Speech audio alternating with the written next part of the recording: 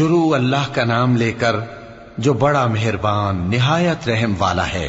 حامیم، اس کتاب روشن کی قسم کہ ہم نے اس کو ایک مبارک رات میں نازل فرمایا، ہم تو خبردار کرنے والے ہیں۔ اسی رات میں تمام حکمت کے کام فیصل کیے جاتے ہیں، یعنی ہمارے ہاں سے حکم ہو کر بے شک ہم ہی فرشتوں کو بھیجتے ہیں۔ یہ تمہارے پروردگار کی رحمت ہے، وہی تو سننے والا ہے، جاننے والا ہے۔ آسمانوں اور زمین اور جو کچھ ان دونوں میں ہے سب کا مالک، بشرطے کہ تم لوگ یقین کرنے والے ہو۔ اس کے سوا کوئی معبود نہیں، وہی زندگی دیتا ہے اور وہی موت دیتا ہے، وہی تمہارا اور تمہارے پہلے باپ دادوں کا پروردگار ہے۔ لیکن یہ لوگ شک میں پڑے کھیل رہے ہیں، تو اس دن کا انتظار کرو کہ آسمان سے صاف دھواں نکلے گا جو لوگوں پر چھا جائے گا، یہ درد دینے والا عذاب ہے۔ اس وقت وہ کہیں گے کہ اے پروردگار، ہم سے اس عذاب کو دور کر، ہم ایمان لاتے ہیں۔ اس وقت ان کو نصیحت کہاں مفید ہوگی، جبکہ ان کے پاس پیغمبر آ چکے جو ہمارے احکام کھول کر بیان کر دیتے تھے۔ پھر انہوں نے ان سے منہ پھیر لیا اور کہنے لگے، یہ تو سکھایا پڑھایا ہوا ہے، دیوانہ ہے۔ ہم تو تھوڑے دنوں عذاب ٹال دیتے ہیں، مگر تم پھر کفر کرنے لگتے ہو۔ جس دن ہم بڑی سخت گرفت کریں گے تو بے شک انتقام لے کر چھوڑیں گے۔ اور ان سے پہلے ہم نے قوم فرعون کی آزمائش کی، اور ان کے پاس ایک عالی قدر پیغمبر آئے جنہوں نے یہ کہا کہ اللہ کے بندوں یعنی بنی اسرائیل کو میرے حوالے کر دو، میں تمہارا امانت دار پیغمبر ہوں، اور اللہ کے سامنے سرکشی نہ کرو، میں تمہارے پاس کھلی دلیل لے کر آیا ہوں، اور اس بات سے کہ تم مجھے سنگسار کرو، میں اپنے اور تمہارے پروردگار کی پناہ لے چکا ہوں، اور اگر مجھ پر ایمان نہیں لاتے تو مجھ سے الگ ہو جاؤ۔ تب موسیٰ نے اپنے پروردگار سے دعا کی کہ یہ نافرمان لوگ ہیں۔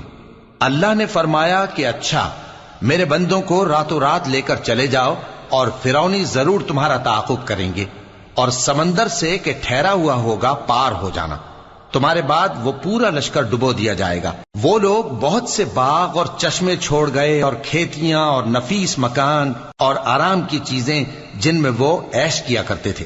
اسی طرح ہوا، اور ہم نے دوسرے لوگوں کو ان چیزوں کا مالک بنا دیا۔ پھر ان پر نہ تو آسمان اور زمین کو رونا آیا، اور نہ ان کو مہلت ہی دی گئی، اور ہم نے بنی اسرائیل کو ذلت کے عذاب سے نجات دی، یعنی فرعون سے۔ بے شک وہ سرکش اور حد سے نکلا ہوا تھا، اور ہم نے بنی اسرائیل کو اہل عالم میں سے علم کی بنیاد پر چنا تھا، اور ان کو ایسی نشانیاں دی تھیں جن میں کھلی آزمائش تھی۔ یہ لوگ یہ کہتے ہیں کہ ہمیں صرف پہلی دفعہ یعنی ایک بار مرنا ہے اور پھر اٹھنا نہیں۔ پس اگر تم سچے ہو تو ہمارے باپ دادا کو زندہ کر لا۔ بھلا یہ اچھے ہیں یا تبا کی قوم اور وہ لوگ جو ان سے پہلے ہو چکے ہیں؟ ہم نے ان سب کو ہلاک کر دیا، بے شک وہ گناہگار تھے۔ اور ہم نے آسمانوں اور زمین کو اور جو کچھ ان میں ہے اس کو کھیل کے لیے نہیں بنایا، ان کو ہم نے تدبیر سے پیدا کیا ہے، لیکن اکثر لوگ نہیں جانتے۔ کچھ شک نہیں کہ فیصلے کا دن ان سب کے جی اٹھنے کا وقت ہے، جس دن کوئی دوست کسی دوست کے کچھ کام نہ آئے گا، اور نہ ان کو مدد ملے گی مگر جس پر اللہ مہربانی کرے۔